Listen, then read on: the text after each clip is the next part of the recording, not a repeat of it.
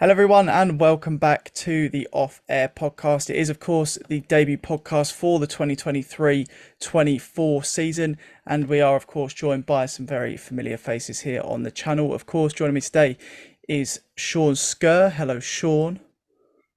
And Nigel Seeger. Welcome, Nigel. Hello.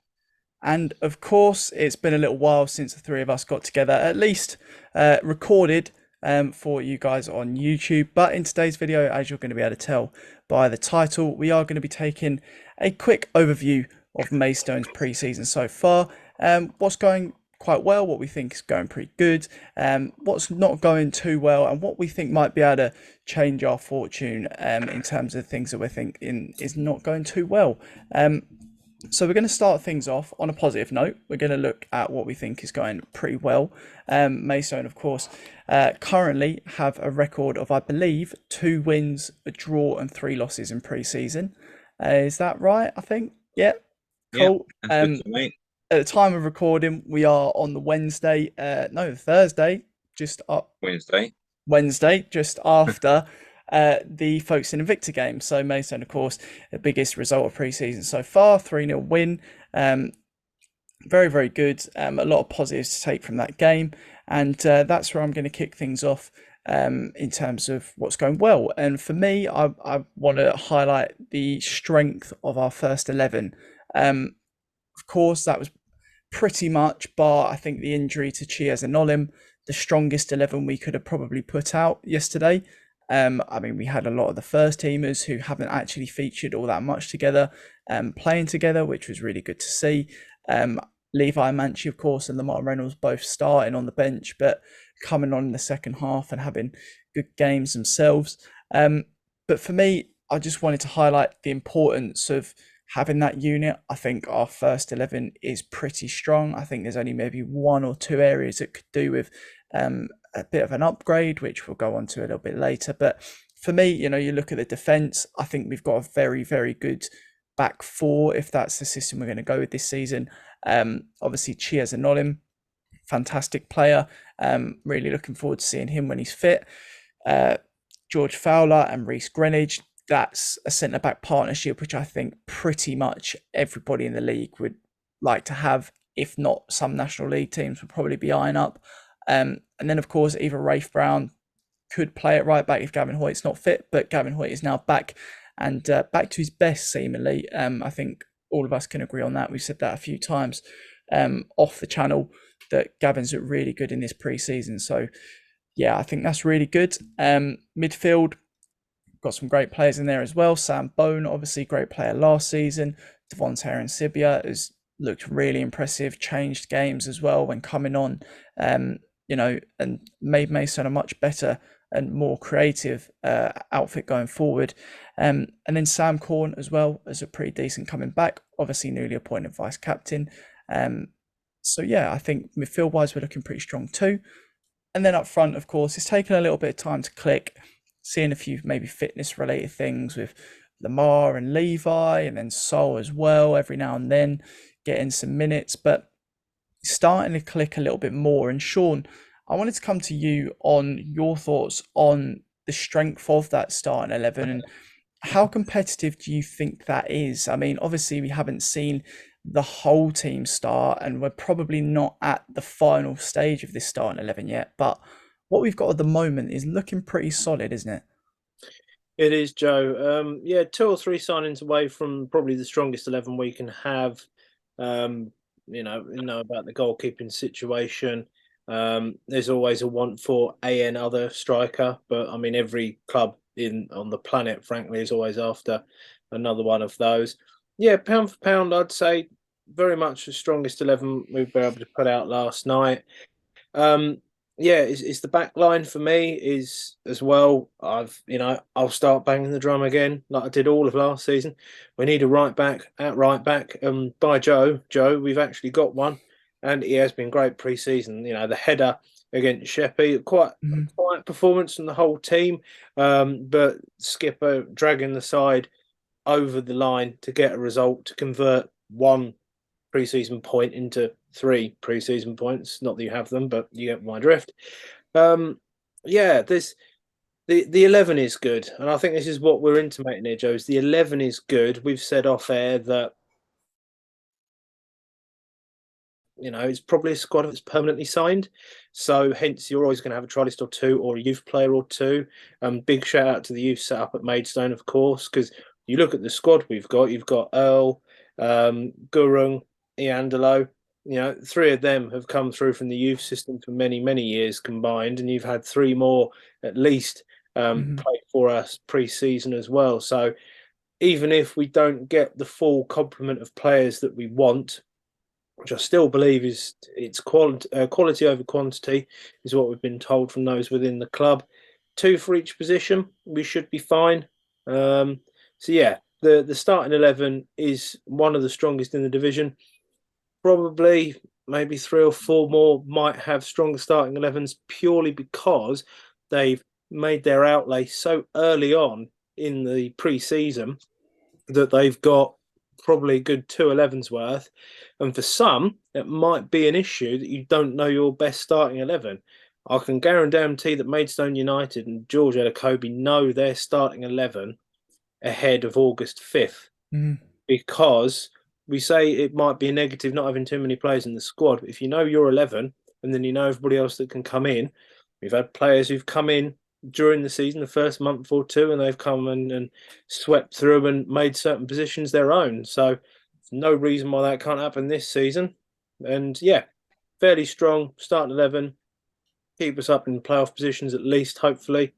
And yeah, a few more signings through the door and we should be fine. But yeah, happy with the 11 so far. Yeah, I completely agree. Nigel, when it comes to looking at that 11, obviously we've spoken briefly there about the strength of it as a unit, but in terms of looking at kind of the quality of players across the league, I've said a few times, I know in conversation with you two and online as well, that if we had a couple more players who were maybe of the higher quality in terms of maybe like your Reece Greenwiches in the side in a variety of positions, we had a Reece Greenwich quality, maybe midfielder, something like that in the side, that would really boost us. But do you think in terms of individuals that we've got a very strong 11, or do you think this is more of a unit thing that Maidstone are trying to build? Yeah, I do think it's a lot of a work in progress. I mean, a lot of the clubs are making like headline signings. We know, one of the ones early doors out of the traps, Farnborough have made quite a few headline signings. And Worthing, they took Luke on board there and a couple of other lot of senior pros, but you'd imagine that those players would be on like the top end budget of these clubs, and a lot of them are risk players. I mean, it depends on which way you look at it, doesn't it? We know with Lucan his issues that he's had, and how he's sort of coming back from his injury. And they've got Jake Robinson, another ex-Stone there, who was had a season out last year. So they're going to be their highest earners. They're going to be relying a lot on those players, whereas we've sort of gone the other way where we're trying to get that untapped talent and try and, again, it's a gamble because, like previous managers have always said, you might get 5 or 6 players in and half of those will be a success. But it's just trying to, when we've got such a small squad, it is really much about, looking at the stats, looking at their fitness levels, looking about, how they're going to develop and, and if there's more in the tank, because, we know the people like Robinson that we've mentioned before, Robinson and Luke, at their best, they're at this level. But the players that we're signing, you would hope they would get to that level and then be able to develop along further. So, it's more of a long-term project, more of a project sort of thing. Which, it might be different to what we've been used to, but the signs are there. I mean, you can see it even over the pre-season games there. We've sort of just by getting, you can coach where to be on the field, can't you? Talents are given. But we was talking about Amanti. When he first came in, he was making runs and just running into other people. Whereas yesterday, it was much more noticeable that he was looking into the space and looking to give and go on a couple of times. And you don't score goals at this level without having the talent. So it's just about getting that talent, getting them all together, and getting them integrated into the side. And then hopefully, then if you're in and around that, them top 5, 6, 7, 8 places. come the end of the EFL transfer window shutting, you'll get that talent coming from that, because we've still got room in the budget, as George said in his interview last night. There's still budget available. Whereas a lot of these clubs, they're spending their budget, and it's the risk. So, it's the path we've chosen to do, isn't it? So they're going to be judged on that route, rightly or wrongly. But at the moment, the signs are kind of looking good. The training videos that we put out. I know G's come in, and we haven't really seen him yet in pre-season. He's been in a couple of the pre-season videos and in the training videos, but we haven't actually seen him in a match day situation yet. But again, George addressed that last night, in his interview, when he said that, it's about getting him right to get the best out of him, which you understand, didn't you? Yeah, absolutely. And what you've highlighted there, Nigel, is really going to go quite well into what I wanted to speak about next. Is a big strength of mine that I kind of pinpointed from this pre-season, and that is the signings that we've brought in. There was talk from Ben and George as well at the supporters evening about how we've now addressed recruitment, how we're now looking at bringing players in based on, a much more deeper version of the analysis that we were previously doing, looking far more into statistics and looking at the longevity of players rather than that kind of short-term success that we may have tried to achieve in the past. And I think from every player that we brought in, you can, at a surface level, maybe see why we brought them in. But if you take a slightly deeper look into why we've maybe attained these players, you can definitely see the signs there. Amanchi, obviously, I spoke about on this channel in one of my videos, about, on the surface level, he's getting a goal every 3 games. But if you break that down into goals per minute, he's averaging just over a goal, or a goal every game and a half, something like that. So, if you break it down and look a bit deeper into it, these players are there. If you can get them firing, get them a little bit more consistent, get them a little bit more game time and a successful team, then really the blueprint is there, and that's going to benefit us long term. And this is something that, Sean, you've mentioned as well in the past about trying to transition maybe players into sellable assets. Obviously, you've mentioned about cup runs and things being big indicators of, successful financial future. But you have also touched on in the past about having players that you can sell on. Jack Barham was the last player that we sold, of course, to Aldershot. But before that, it would have been a good couple of years, I think, since we last got a fee for a player, to my knowledge. So when it comes to looking at this squad now, Sean, even if this is a transitional period for us, do you think that we might accept that in terms of a long-term future by developing these players into saleable assets? And that's the thing, Joe. A few years ago when we went straight through the South in one season, the playoff victory, and ended up in National League, we also got very fortunate that we had 3 years in National League. We then had, 3 or 4 years in National League South, mainly due to COVID. It was 3 seasons technically in total that we had. But in that period in the South, it's the same. You could say it was the same in the National League for the 3 years, and the same for the South 3 years that we had. Both periods, there was a nucleus of players that ran throughout the spine that didn't really change from season to season. You'd probably see 60-70% of the players were there for most of the 3 years in National League. Same again in South. And, there was only a few more additions in Hack's title-winning side that then got us over the line from being 8th, 9th, etc., all the way up to first place. Obviously, that 4th season, you could say, of those players didn't go so well last season. So a long-winded way round of getting to just saying yes. But yeah, the squad that's being built at the moment, you could see if they don't necessarily win the league this season, because clearly every team that plays realistically will say and act that, oh, we're going to win every game and we're going to win the league and it's going to be great.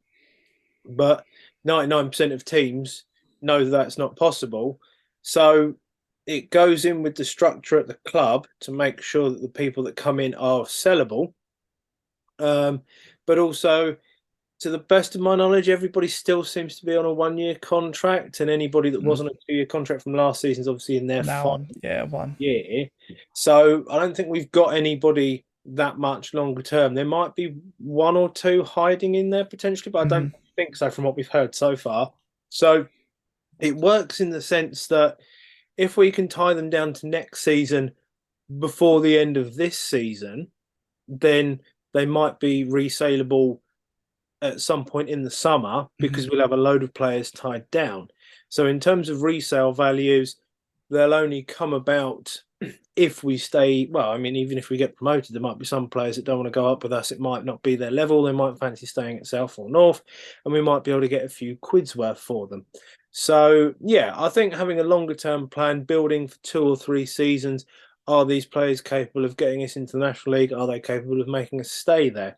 If they're contracted to stay around for that long, then we'll either find out and they'll prove it, or they'll be found out to be that good that they could then be sold on to another club in the National League or even a National League South competitor. That's never out of the question. I mean, we saw McClure go off to a fellow North-South resident a couple of years ago, to be fair. So, yeah, it's feasible that these players can move on, even in the current contract they've got. But the ultimate aim would be to keep the nucleus of this squad as it is currently, add those 5 to 8 players in to get 2 for each position, and then we'd be able to sell people on if the right offer came in, because it would have to be bonkers money relative to what we got for Barham to really make a dent into what we need to make money-wise. So I like the setup. I've said on previous videos how it's worked for Brighton, Leicester in previous years. But at the same time, I'm still going to say it's the cup run. And the fact that we weren't able to capitalise it in the 3 years and then the 4th year in National League, where you have 2 fewer qualifying rounds to get through, this one's going to be a real difficult one. You've probably got more chance in the FA Trophy than you have in the FA Cup for getting anywhere. But as we've said before, you have to win the entire FA Trophy just to get as much money as you get from getting to the first round of the FA Cup, let alone the 3rd round of the FA Cup. So it is a good structure, short to medium term, but I'll still get the old FA Cup drum out and say that's the main thing that we need to achieve, and we can probably only achieve that in National League. But we've gone once or twice second round whilst we've been in South. So you say that, Sean. You said, just coming in on that point, Sean. You say that, but of course, the first year we did drop down to the South. Last time dropping out of the National League, you mentioned McClure and Sadhu Khan was one, wasn't it? You know, we got to we beat Torquay, who were National League club at the time, in the first round, and then we went to Blackpool and he scored that goal and, you know, put himself on the map. And, you know, he hadn't really been. We got him in as a trialist, and, you know, he'd only been playing at Tooting Mitcham, if my memory believes. So, so you know, a run like that, and although we weren't up trees in the league, it just puts these players on the map, doesn't it? So, and I know before the lockdown, he sort of had scouts looking at him, and I think Luton was rumoured to be one of them, and just through the John Steele connection and that. So, it's there, it's possible. It's not a pipe dream by any means, is it? But then, as you say, Nigel, it's having the two in tandem, I suppose, isn't it? It's having those players resellable and are with us for more than 6 to 9 months, but also shop window. And absolutely. You saw Blair did that the season before as well, when he got relegated. Without his, I've always maintained this, without his injury against Eastleigh in the midweek game before that game, then you would have had potential, a big 5-figure, top end 5-figure offers coming in for him, potentially 6-figure, rumoured potentially as well. And the money that brings in, obviously, the flip side of that, if he'd have been fit for a second round clash, would he have got us through to the 3rd round? So, exactly. Have those two things in tandem rather than me saying it's definitely that. Once you've had the FA Cup runs, if you get an FA Cup 3rd round, that's it, that's done, that's the winner. But if you've got players in the shop window in your 1st and 2nd rounds, then clearly I can come to a compromise and say they're going to be just as helpful as one another. Well, that's a cup run tangent that I'm sure was expected of Sean, but very key points made there, to be fair, because you've got to link in the fact that we have got a developmental squad, and these players, if they do go on a cup run, there's stuff in it for them as well, because like you mentioned with shop windows and stuff, they're going to be looking to market themselves as much as they are to try and progress the club. You know, the better they do in the cup competitions, the more they're going to get recognised, the more that's going to benefit their career, the more it's going to benefit Maidstone. So I do like what we're doing with the incomings at the moment. I do think that we've done some really good early business as well. That's something obviously which really didn't go down too well last season. You could quite clearly tell that a lot of the players we were bringing in the latter stages of kind of July region were that kind of who's left available to plug some gaps that we need fill in type signings, and that didn't ultimately go down too well for us in the end. So I was very happy to see that we got a lot of business done very early on, majority of which done in June and early July. And that's really good for me. That's gonna, you know, contribute to the cohesiveness of the squad. Now when it comes to weaknesses, we have of course hinted at a couple of them so far.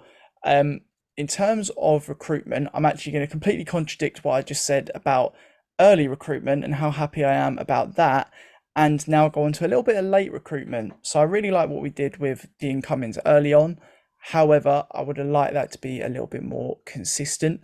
I think at the stage we're at the moment, obviously we've highlighted we've got 15 contracted players as it stands, not including the youth who have featured throughout pre-season or the trialists, just the starting squad, the professional squad. And I think, you know, as Sean said, we're kind of looking at 2 for each position. So we're looking in that 20 to 22 range, which means we're in need of another 5 to 7 players most likely before the start of the season. Now, obviously the start of the season at the time of recording is now less than 2 weeks away. And we are leaving it a little bit late. However, we don't obviously know what's going on behind the scenes. Nigel, in terms of recruitment at this stage of the season, you did hint on the fact that obviously we're looking for that EFL transfer window period as well. How important do you think it is to have all of the signings in before the season starts? Or do you think it is okay to kind of long it out a little bit, see what's available, see if there's any more quality that's going to kind of become free in the latter stages of this pre-season period?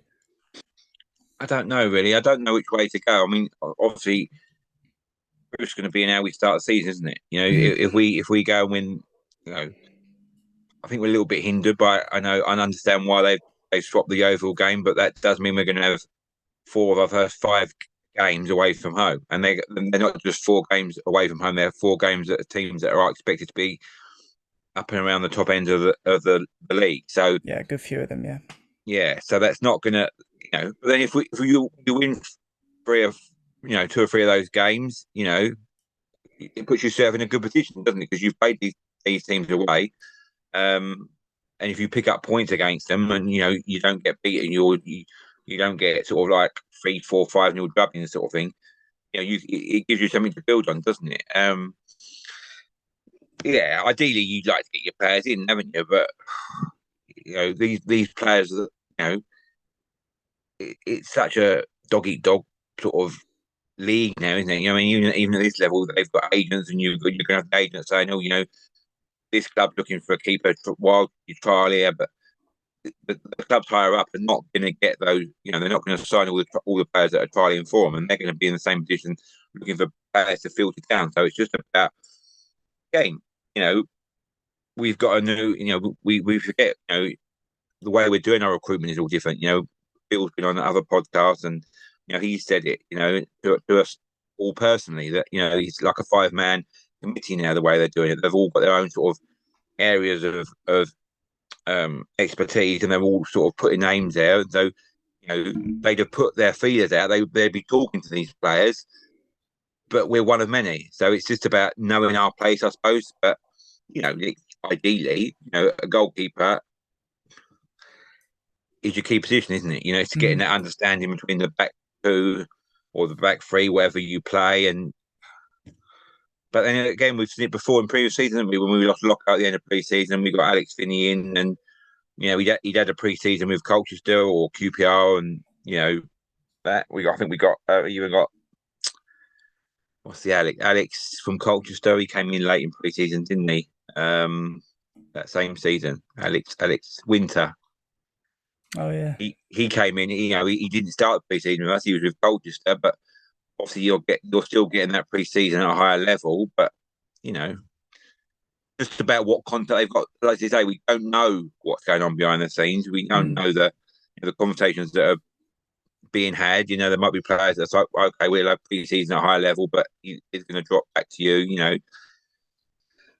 So it is just a hope, and like I said, it's going to be how we start. How we start August, and in what position we're going to be in, and then time will tell. I suppose it's just a hard one to know how to take. Yeah, I think that a lot of people have a lot of concerns about the kind of lateness, the tardiness, I suppose you could say, of signings at this stage, just because I think a lot of people are beginning to realise that maybe the club might have been let down by a couple of deals they thought might have gone through.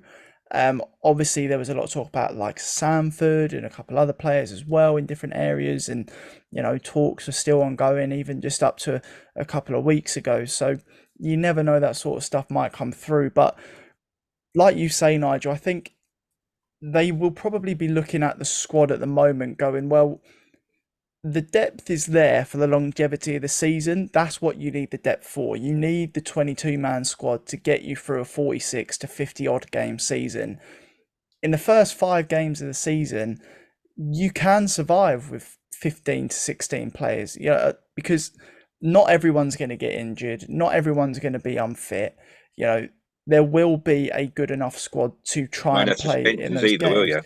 Exactly. So if we can get through those first few games of the season and, like you say, come out of it with some success, a few wins here and there, maybe a couple of draws against the likes of Yeovil and stuff like that, then we will be all right, and we will be in a position to then, in a little bit of a latter stage, when those higher quality players from the higher divisions do become available, pick them up and add them into a team. And we won't then have a squad that's starting the season as 22 and adding 4 or 5 more players from higher leagues, and then having the same problem we saw last season, where we've got an overinflated squad, losing money because we're paying players who can't get in the team and things like that. I think it's best not to panic very early on and just remain secure that I think the players we've got right now, with maybe 1 or 2 additions in the next couple of weeks, will be enough to see us through probably the month of August. And then we can look to try and build a little bit more once that league transfer window ends. Now, Sean, when it comes to recruitment, obviously we'll be talking to people behind the scenes, but another big thing that a lot of people have raised concern about is trialists. We've seen a lot of trialists in this pre-season. There will be a video out on the channel as well by the time this goes up, looking at all of the trialists that we've seen feature up to this point in pre-season as well. And a lot of people have highlighted that perhaps the quality of these players isn't there. And from what we've looked into as well, behind the scenes, us boys and the players we've been looking at in terms of these trialists, there isn't a very significant level of pedigree from a lot of them. We are looking at a lot of younger players, obviously fitting that kind of quota that we're trying to fill at the moment. But also we're looking at players from significantly lower divisions. Obviously, you've got players like Shock Benny and Itoma as well, the right back and the centre back, who have both featured throughout pre-season for us, and they're coming in with not too much experience. Now, do you think that the trialists are kind of a key feature for Maidstone, or do you think we're just trying to plug those gaps during this pre-season period? I wouldn't exactly say a key feature, but I would say that we've had players hang around the family circle, as it were, for a good 2-3 months before they're signed up. I'm sure might well have been Greenwich was one of those last season. Potentially, there's certainly 1 or 2 that ended up being with us for the season last season. So the trialists we've got, there isn't a clamour for them, I'd suggest, in terms of them being shopped around to lots of different clubs, because it's they're all self-employed at the end of the day. They're not going from a club that needs to flog them. These are all people that are trying to go out and earn a living. And yeah, there's been some hits, there's been some misses, but it still wouldn't surprise me if there was, say, at least 2 or 3 that signed out of that bunch that we've had. To say, I think from your numbers, it was about a dozen or so in the end, wasn't it? Yeah. And I'd be happy with certainly at least 3 of them, possibly a 4th one signing, although we've not seen that one for too many matches, only at the start of pre-season rather than at the end. But yeah, there's 3 or 4 signings we can make from those. To be fair, when you say about the experience level, myself, Nigel, and you were there near the end of the conversation in the Spitfire last night with Bill Williams saying something very similar, saying that there's so many players out there that you need to see them and they have a spark. There's a moment you see them for recruiting and you think, well, if you can just see that on a consistent basis, how are you going to get that? Give them a chance. Yeah. What's the worst that can happen? I mean, where's Razak come from? Is it 1 or 2 divisions below where we are? I want to say one where we are now, but obviously 2 from where we were last season. So exactly. So bridging that gap and then going, oh, you wouldn't sign them when you're a National League side. Yeah. You're a National League South, the gap's a bit smaller. If they're a top 3rd side from last season, we're bottom 3rd from last season. This season we're hoping to be top 3rd again, and making sure that crossover's there. I mean, the 45 minutes that we saw with Razak and Levi linking up last night was superb. Top notch. Yeah. Absolutely massive shout out to them. And I am Razak Coleman keen as mustard to see more of that from him. Keen as mayo. You got keen as mayo, yeah, whatever the Hellman's that was last night. Yeah, I'm genuinely work on me condiments. Yes, condiments to the chef.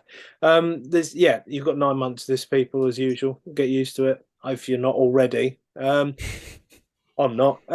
So yeah, people like Razak, coming up from a lower level, you just got to take a punt. If these players have been scouted and these are players that we've wanted to sign for quite some time, knowing the predicament we were in, we've spoken openly with some of them at the club saying they would have been scouting these players, February, March, April of this year, knowing that we were fairly certain to be playing National League South football this season.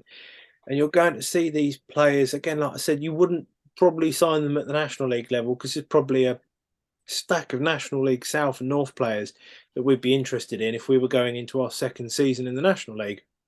But you look around some of the levels that Razak was playing at, there might be 1 or 2 other gems that are out there.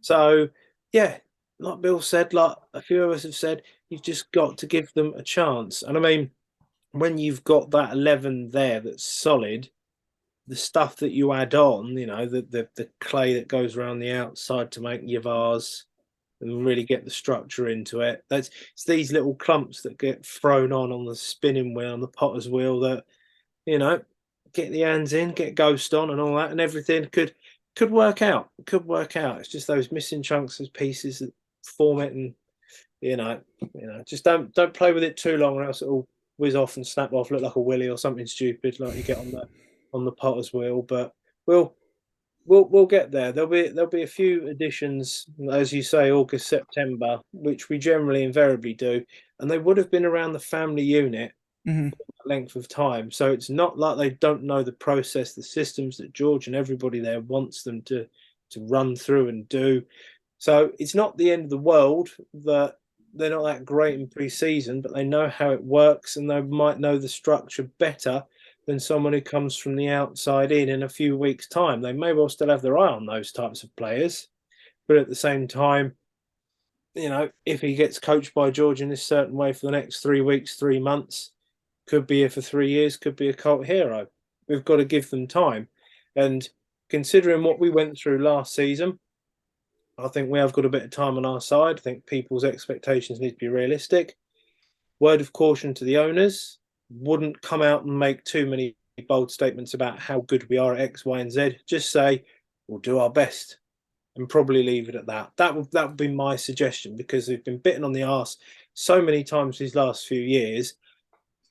I'm spouting off here, but I would say just not lower the expectations, but just leave them a bit vaguer than what they were. Just lower them and just be a bit more vague, a bit more generically, insincerely specific, because we'll be okay, and that's a lot better than what we've had the last few years with COVID and then with the relegation last season. So just we might be okay. We yeah. we should. If you go into a season, Joe, saying, "Oh yeah, we know we're screwed, we're going to get relegated," then I think whatever feelings you have about your owners, I think you'd have 100% unanimous rate of, "Oh, they're awful." So that's what I mean about tempering the expectations. Don't go too high, don't go too low. Just make sure that you're sensible in your outlook and your outlay. And that's why I say we should be okay. You can't be negative, and we'll get onto that next week when we do a preview. But I'm certainly optimistic that we won't completely it up this season. I think so too. Now, Nigel, when it comes to, obviously, Sean's touched on quite well there, actually, the try lists, and how there is definitely some players in there who we're going to be able to value the fact that they've been around the squad for quite a while and things like that, being able to contribute to the squad. Obviously, there's been a couple of trialists so far who have looked a little bit more of quality, a little bit more that they could add to the squad that we don't quite have yet in terms of, creativity and a bit of flair on the ball. That's not something that, we have in abundance. We have got some individuals that can do that, of course, but it's always good to have backups who are capable of that as well. When it comes to trying to improve what we've got at the moment, what do you think that we need to try and improve on specifically? Do you think that we just need to now get, a few more backup players to help cover? Do you think that the most important thing is trying to bolster the first team in terms of the 11? What sort of things do you think will contribute more to our success next season? I think it's like what you said before, isn't it? It's about the building process. It's about getting that clay that's going to mold it all together. You can see the ingredients are there. You can see what the management team are trying to do. They definitely gone younger, fitter. Not necessarily that experience, but if it all comes together, I think they're still trying out positions as well. I mean, I know that Sam Bones over playing at centre back, and he's trying to play in that defensive midfield player. I think you need that defensive midfield player to sort of let like Aaron Sibias and Sam Corn express themselves by getting further up the pitch. And if you've got that solid base behind them, that's going to help. So and generally with a lot of players of that ilk, they are more prone to injuries. Just because they get themselves about a bit more. So probably get something more, back up there in that defensive midfield position, and But then we've got people like Perry and Bivish in the squad, but have they done enough to sort of get themselves in that squad? Maybe it's for the management team to answer, isn't it? But then you'll get them players going out on loan, and you're getting players coming back in that can sort of supplement the squad. So I think it's all going to depend on how we start, isn't it? That is going to be the key. It's like we said last season. It's very difficult to attract players when you're down the bottom of the table, and you've got no prospect of getting out of the bottom four. But if they can see that prospect there, if they can see the plan that's in place, you're more likely to attract those players. He does. George in his interviews, he is talking about playing a certain way, playing the Maidstone way, getting players in to play the Maidstone way, So, I mean, another just going back on Sean's point, Sol, he's had a pre-season behind him this year. Let's not forget, it was a bit hit and miss last season, in and out of the squad, especially at the beginning part of the season. But his previous season in National League South, wasn't it like something like 17 assists? It's crazy. Yeah, it's like 6 goals and 17, 18 assists. Again, it's another player that's there. He's going to be. He could be your X factor player. He's going to be somebody. Last night, the goal he scored, the first goal. That's a quality really goal. Good, that getting out of the air like that and beating the keeper with his first touch. That's that's the players that you need the players that are going to become your heroes. You know, that's going when they get the ball, that you get on the edge of your seat. You know, when we're commentating on games, you know what look when Luka's in his pomp, you know when Luka's on the ball, you know you're looking for your runners, you're looking for who's going to create that spark, and generally he did that. But it's who's going to step up and be that player, that's going to sort of drive the team forward. And if they don't perform, then you look to get players into that. So it's all very interesting, and it's also the unknown for everybody, isn't it? The fans, owners, and the management team. Because this is their squad. Their reputation is going to be built on this squad. So it's exciting times. It is. It certainly is, and that for me is the outlook that I'm taking. Obviously, a lot of people are gonna find it hard to differentiate that very fine line between being excited and being very nervous for this upcoming season. Obviously, as we've highlighted in this video, there's certainly reasons to have those nerves and have those concerns. It's a brand new team, brand new management team as well, really, in terms of their careers. They haven't had too much experience between them. And really, this is almost an experimental thing for everybody involved, because as a fan base, we've not really seen this for a little while now. Having that inexperienced person come in, obviously we've had Hakan, who's had a significant amount of experience for the last few years, so it is a big change for everybody. And I think for me, at least, the most important thing is trying to stay positive.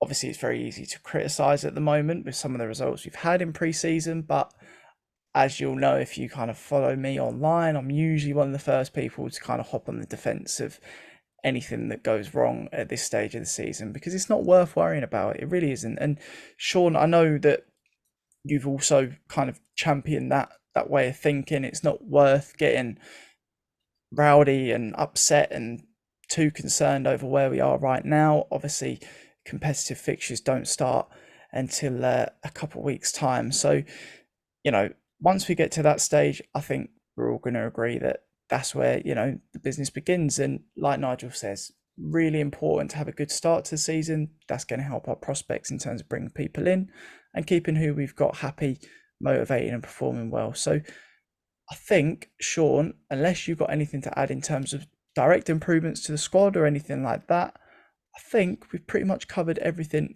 in regards to pre-season. Yeah, just you were going through the list of brand new things. Obviously, Joe, give us a twirl with the brand new shirt, of course, available at the club shop. Go on, my love, give us a twirl.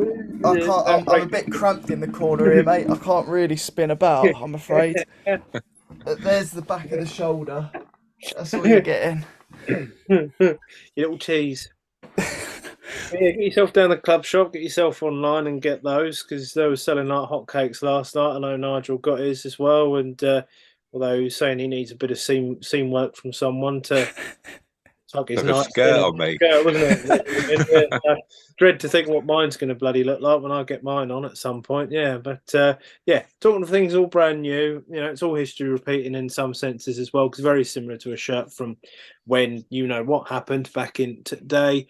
But yeah, go and check out that shirt. I think it's a grower, not a shower. That one, I'm a fan of it myself. But as I thought I'd mention that, as you mentioned new things, it's yeah. In with the old and in with the new and all those sorts of phrases, but I like it. And yeah, let's just try and be optimistic, because we've got sod all to lose, frankly, with how dreadful the last 6 months of last season were. Because we put in the miles. We know plenty of you watching, listening to us, put in the miles with us as well, and did the miles on air listening to us as well. But yeah, I can reveal that our plan is that myself and Nigel will be kicking off the National League South season on air, Four Stones Live, on Saturday the 5th of August from 2:40, the usual. I mean, it worked last time 2 years ago, 4-2 win at home to Hemel, so I'll take that. I'll definitely take that. 100%. Yeah. Very happy. Yeah. So other than that, as I say, it's history repeating. It's old, it's new, but let's get excited with cautious optimism. Absolutely. And in terms of excitement and things to look forward to, of course, it's not all just about the football. We've got more to come here on the channel as well. We're going to have 2 podcasts coming up in the next week or 2. We're going to have links everywhere once they do end up coming out. Obviously, there's going to be a link somewhere on the screen at the moment to the video talking about all the try lists. So if you haven't seen that already, go give it a look at how Maidstone are trying to build this team, the sort of player they're trying to look at and bring into this squad. Really is an eye-opener for me. I know the boys as well felt that way in slightly better English. But yeah, like I say, going to be a couple more podcasts coming out before the season does kick off as well. A Maidstone preview for the season, talking about all things to do with the club. And then, of course, we're going to be doing a National League South preview as well. So do stay tuned for those predictions. And I think that is going to bring us to an end. So Sean and Nigel, I bid you farewell and good night. Thank you very much for joining me, lads. I do appreciate it, of course. And everybody, thank you so much for watching the first podcast of the season. Hopefully going to set us up for a very, very hopeful and eventful season coming up. So thank you all for watching, and we'll see you next time.